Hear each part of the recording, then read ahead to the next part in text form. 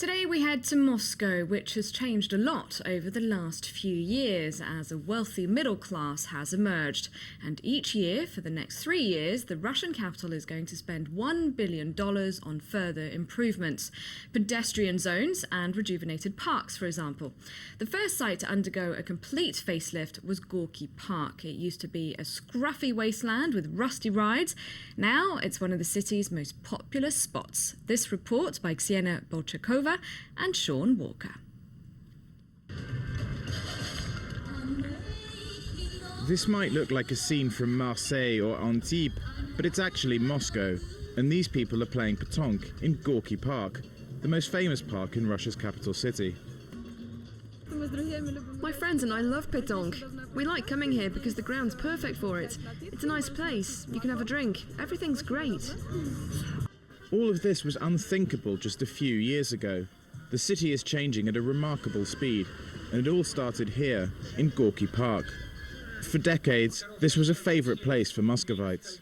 But when the Soviet Union collapsed, it became a ghost park, crumbling and abandoned. In the big square by the fountain, there were kebab sellers and other traders without permits. You had to pay to get in. There was no grass anywhere and there were hardly any visitors. Gorky Park has undergone a total facelift. The dilapidated rides have been taken away and replaced with cycle lanes, flower beds and even beaches.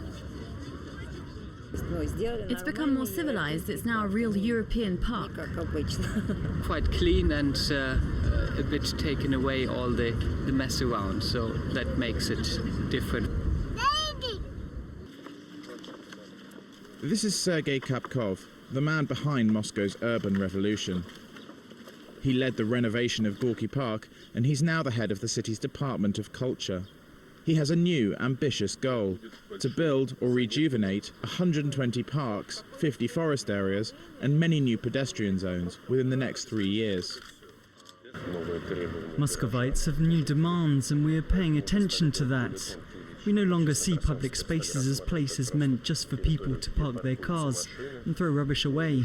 We want to turn them into places that are full of people and full of meaning. To help create this meaning, each park will host an exhibition space. Gorky Park is home to Garage, run by Dasha Zhukova, the girlfriend of oligarch Roman Abramovich.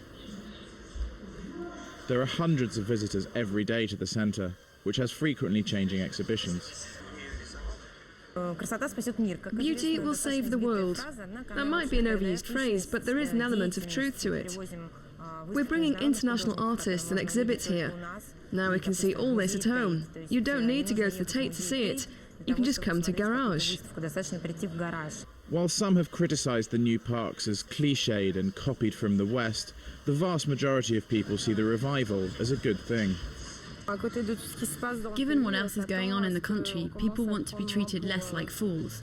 We expect the authorities to educate people a bit and create an environment where we can say that we like living in our city. This is really essential. So far, the experiment's a success. Gorky Park now receives 120,000 visitors every weekend, 10 times more than came before the renovation.